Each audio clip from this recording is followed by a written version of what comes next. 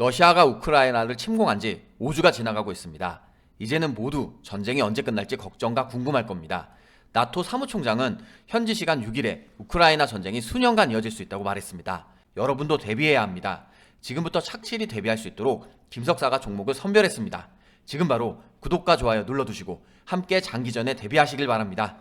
안녕하세요. 반갑습니다. 주식성공TV의 김석사입니다. 오늘 다들 많이 힘드셨을 것이라고 생각합니다. 하지만 우리들이 어릴 때부터 가장 많이 듣던 말 중에 하나가 무엇입니까? 실패는 성공의 어머니이다. 오늘 비록 수익을 내지 못했다 하더라도 괜찮습니다. 오늘 비록 실패한 것 같은 기분이 들더라도 괜찮습니다. 성공의 한 걸음 더 가까이 다가가고 있는 것입니다. 지금부터 오랜만에 유난히 힘들었던 시장 상황을 살펴보겠습니다. 전일 미국 3대 증시가 모두 하락했습니다. 그 이유는 다들 알고 있을 것입니다. 연준이 현지 시간 6일 3월 연방공개시장위원회 즉 FOMC 정례 회의 의사록을 공개했습니다. 다수의 회의 참석자들은 한 번 이상의 50bp 즉 0.5%포인트의 기준금리 인상을 적절할 수 있다고 언급했습니다. 단 인플레이션 압력이 올라가거나 강해지는 것이 전제 조건입니다.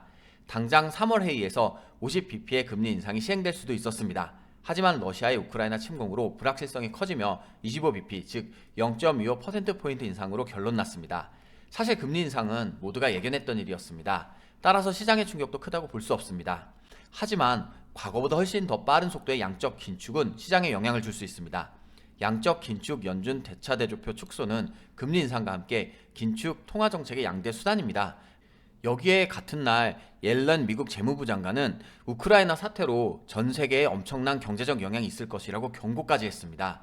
이미 러시아의 침공으로 식량 문제와 물가 인상 등을 야기한 점은 다들 알고 있을 겁니다. 그런데 최근에는 무고한 우크라이나인들을 대상으로 잔악한 행동도 감행했습니다.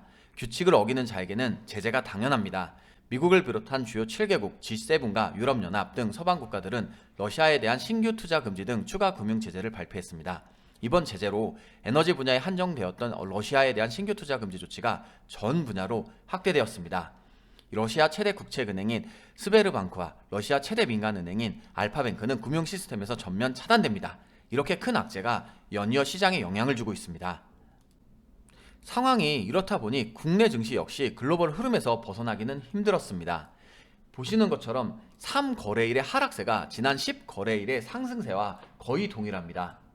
현재 지금의 저점을 딛고 버텨줄 수 있을지 아니면 슬프게도 하단을 뚫고 더 내려갈지 지켜봐야 할 때입니다. 따라서 주식 초보분들은 조심스럽게 움직여야 하겠습니다. 지금 보시는 차트는 JW 중해제약입니다. 이번 주 월요일에 영상에서 말씀드렸죠. 저점을 계속해서 높여주고 있고 전거점 부근에 거의 다다랐다고 설명을 드렸습니다. 하지만 이슈가 있었기 때문에 계속해서 좋은 상승 흐름으로 이 고점을 뚫어줄 수 있지 않을까 기대를 한다라고 말씀을 드렸었는데 역시 보시는 것처럼 계속해서 좋은 흐름이 이어지고 있습니다. 윗꼬리로 계속 이 고점 라인을 막고 있긴 하지만 상승의 흐름이 지금 같은 시장 상황에서도 계속해서 이어가고 있습니다. 다시 한번 말씀드립니다. 오늘 시장 상황을 너무 힘들어하시는 분들이 많았습니다. 하지만 현재의 어려움이 계속될 수는 없습니다. 여러분도 아시다시피 상승이 있으면 하락이 있고 하락이 있으면 상승이 있습니다. 여러분에게 다시 한번 기회의 시간이 오고 있는 것입니다. 지난 상승에서 기회를 잡지 못했던 분들은 이번에는 기회를 잡아야 합니다. 기회를 놓치지 말고 꼭 잡을 수 있도록 김석사가 돕겠습니다. 이번 우크라이나 사태는 인식을 변화시켰습니다. 서방에서는 21세기 유럽에서 전면전은 없다라고 믿어왔습니다. 그런데 러시아가 미사일과 전폭기 등을 총동원해서 우크라이나를 무차별 공격하니까 인식의 변화가 생겼습니다. 그래서 북대서양 조약기구의 회원국들이 미국산 무기 구매에 적극적으로 나서고 있습니다. 이렇게 무기를 구매하는 것에서 더 나아가서 무기 개발도 함께합니다. 미국과 영국, 호주 등 이른바 오커스라고 불리는 삼각 동맹국들이 극초음속 무기 공동 개발을 추진할 전망입니다. 2차 세계대전 패전국인 일본은 군대가 없습니다. 여러분도 잘 아시고 있죠. 방위비도 제한적입니다. 그러다 보니까 이번 우크라이나 사태를 기회로 삼고 있습니다. 러시아의 우크라이나 침공을 계기로 방위비를 증액하고 장거리 무기를 증강하는 방안을 추진하고 있습니다. 이렇게 세계 각국은 본국의 안보와 방위를 위해서 그리고 무기 시장의 선점을 위해서 발 빠르게 움직이고 있습니다.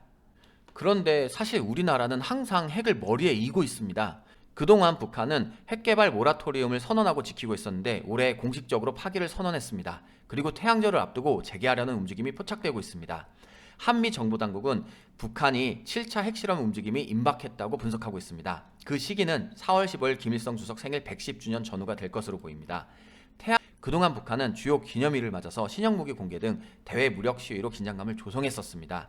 따라서 지난 관행대로 무력 시위를 한다면 한반도 긴장감을 높이는데 불안한 4월이 될 수 있을 것으로 예측하고 있습니다. 오늘 영상은 우크라이나 사태로 다시 한번 국방 기술의 필요성과 중요성을 깨닫고 북한 무력 시위로 불안감을 느낄 때 주시해야 할 종목들입니다. 지금부터 하나씩 살펴보겠습니다. 첫 번째 종목은 한일단조입니다. 한일단조는 방위산업 분야의 유도탄 탄체, 탄두 및 중장비 부품, 조선 항공산업 부품 등을 생산 공급하고 있습니다. 한일단조 일봉 차트입니다. 차트를 보면 작년 12월 말에 최저 2130원을 기록한 이후에는 계속해서 저점을 높여가며 좋은 상승 흐름이 이어지고 있습니다. 올해 들어서는 고점도 계속 높여가면서 좋은 흐름이 나타났었는데 3월 달부터는 잠시 쉬어가고 있습니다. 4월 들어서는 계속해서 상승세가 이어지고 있고 오늘같이 시장 상황이 좋지 않았음에도 양봉으로 마감을 했습니다. 밑꼬리도 5일선을 딛고 있습니다.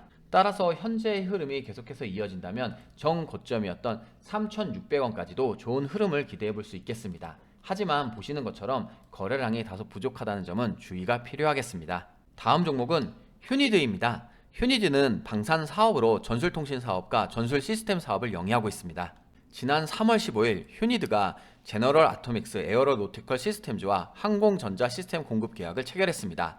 작년 실적을 보면 매출 같은 경우는 2천억을 기록했고 영업이익은 100억 원을 기록했습니다. 매출은 전년 대비 약 13.1% 증가했고 영업이익은 20%나 증가했습니다. 그런데 앞으로 방금 설명드린 것처럼 에어로노티컬 시스템즈와 계속해서 항공전자 시스템을 공급할 수 있다고 하면 더욱더 실적이 올라갈 것으로 기대할 수 있겠습니다. 휴니드 일봉 차트입니다. 일봉 차트를 보면 올해 1월 최저 6,990원을 기록한 이후에는 저점을 높이면서 계속해서 점증적으로 우상향하고 있는 모습입니다. 현재 목요일 시장이 좋지 않았음에도 불구하고 캔들이 양봉이었고 몸통의 5일선을 딛고 있는 가운데 정거점을 캔들이 몸통으로 돌파했습니다. 현재 이동평균선도 정배열로 자리한 가운데 매물대도 다소간 소화가 되었기에 계속해서 지금의 상승 추세로 그 다음 고점이 9,600원대까지 좋은 상승 흐름을 기대해 볼 수 있겠습니다. 이번 종목은 여러분들이 너무나 잘 아시는 빅텍입니다. 빅텍은 방위사업으로 전자전 시스템 방향 탐지 장치와 군용 전원 공급 장치, 피하식별 장비 등을 생산하며 영위하고 있는 기업입니다. 빅텍 실적을 보면 작년의 매출은 1,000억을 기록하며 전년 대비 52%나 증가했습니다. 그런데 놀라운 사실은 영업이익 같은 경우는 전년 동기 대비 126%나 급증했습니다. 올해도 우크라이나 사태로 방위산업에 대한 주목이 집중되고 있기 때문에 다시 한번 더 좋은 영업이익과 매출액을 기록할 수 있을 것으로 기대합니다. 빅텍 일봉 차트를 보면 작년 11월 말에 최저 4,645원을 기록한 이후로는 계속해서 우상향하고 있습니다. 특히 최근에는 우크라이나 사태로 저점과 고점을 모두 높여가며 좋은 상승 흐름을 유지하고 있습니다. 현재 목요일 시장이 좋지 않았음에도 불구하고 캔들이 5일선을 몸통으로 딛고 있는 가운데 이동평균선도 단기 이동평균선이긴 하지만 점점 모이고 있습니다.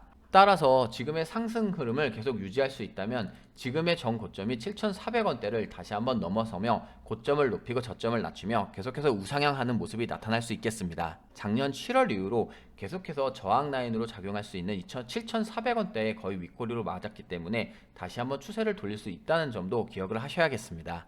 지금 보고 계시는 것이 4월 증시 이벤트입니다. 보시는 것처럼 4월 15일에 태양절 관련 종목이 정리되어 있습니다. 제가 몇 번 강조드렸습니다. 일정을 잘 알고 있으면 주식하는 것이 한결 쉬워집니다. 앞으로 4월부터 6월까지 중요한 일정이 많이 있습니다. 제약바이오, 학회, 로봇, 자율주행, NFT 등 꼭 챙겨야 할 급등 일정과 관심 종목을 챙겨가시길 바랍니다. 오늘 주식을 처음 시작하시는 주식 초보도 그동안 일정과 관련주를 접목해서 수익을 내보지 못했던 투자자분들도 이해할 수 있도록 만들었습니다.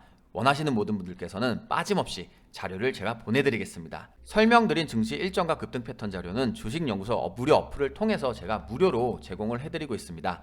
공지사항을 보면 되겠습니다.